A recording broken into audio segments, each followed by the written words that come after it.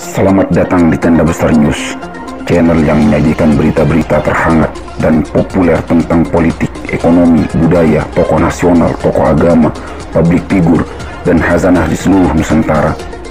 Mari anak bangsa berkolaborasi membangun negeri.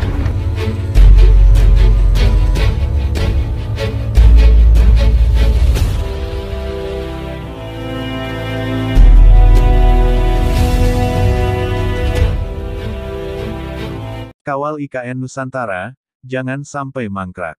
Oleh Braga, pemerhati sosial, permasalahan lahan menjadi persoalan utama dalam pembangunan selain anggaran. Pembangunan ibu kota negara harus dikawal agar pihak-pihak terkait tidak main-main.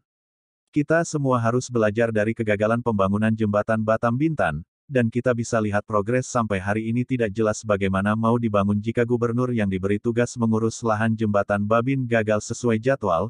Bahkan bisa dikatakan pembangunan jembatan Babin gagal, karena pihak-pihak tidak ada planning yang bagus, bahkan sang gubernur sudah berkomentar panjang lebar di TV nasional, tapi beliau sendiri kurang memahami planning jembatan Babin, khususnya pembebasan lahan. Bagaimana dengan pembangunan IKN yang kabarnya banyak masalah, khususnya anggaran dan pembebasan lahan? Mengutip Kaltim Todai tanah yang akan dibangun sebagai wajah baru ibu kota negara IKN, di sebagian kecamatan Sepaku, Penajam Pasir Utara PPU, dan sebagiannya lagi di Kecamatan Samboja, Kutai Kartanegara Kukar tak selalu berjalan mulus. Meski pemerintah jauh-jauh hari sebelumnya telah menyatakan kalau lahan itu murni milik negara. Saat ini, timba gelombang penolakan dari keluarga besar dan kerabat Kesultanan Kutai ing Martadipura. Meski sempat beberapa kali sebelumnya pernyataan ini telah dilontarkan namun, saat itu juga pemerintah melalui Gubernur Kaltim Isran Nur telah membantahnya. Kendati demikian, persoalan kepemilikan lahan ini, 6 pemangku hibah membeberkan sejumlah bukti baru atas kepemilikan lahan Kesultanan Kutai Kartanegara yang diklaim menjadi milik pemerintah. Melalui satu anggota kuasa hukumnya, 6 pemangku hibah Grand Sultan, Muhammad Marwan memaparkan, pengakuan atas kepemilikan tanah milik kerabat Kesultanan tertuang dalam Surat Pengadilan Negeri Tenggarong yang berisikan Surat Ketua Pengadilan Daerah Tingkat 2 Kutai Nomor, W1.8 PCHT 10-76A 1997. Di situ menyebutkan, memandang sangat perlu adanya penetapan kepemilikan tanah adat keluarga besar Kesultanan Kerajaan Kutai Kartanegara Grand Sultan sebagai jaminan perlindungan hukum bagi setiap ahli warisnya.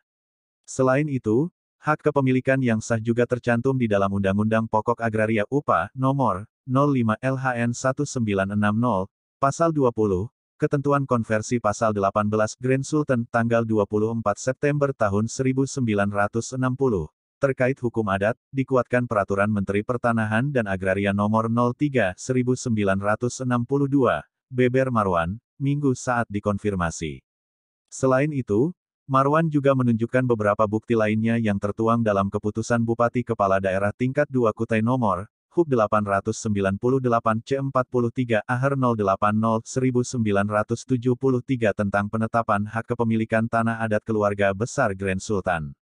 Di situ menyatakan, hak kepemilikan hibah tanah adat Kesultanan Kutai serta isi kandung buminya, meliputi Muara Wahau dan sekitarnya, Bentian Besar dan sekitarnya.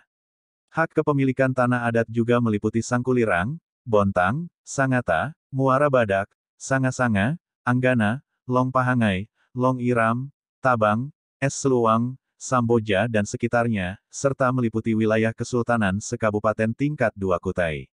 Seluruh tanah itu masuk dalam hak milik keluarga Kesultanan Kutai Kartanegara, tuturnya. Sementara eksistensi Kerajaan Kutai Kartanegara ing Martadipura sudah sangat jelas secara historis.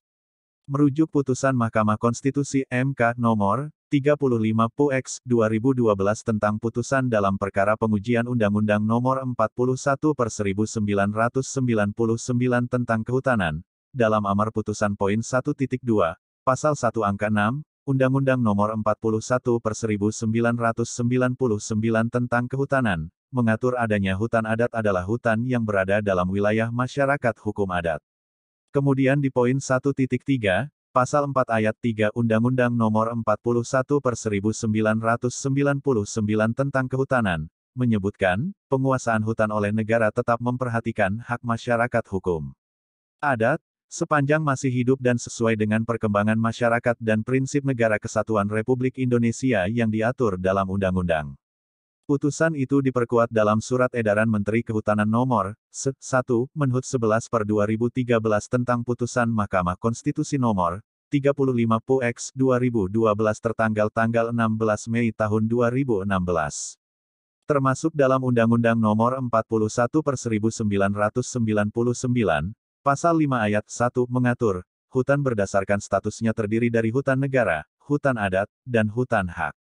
Pertanyaannya, kalau hutan adat saja diatur, mengapa yang menjadi hak Kesultanan Kutai Kartanegara ing Martadipura tidak diakui pemerintah? Kata Marwan.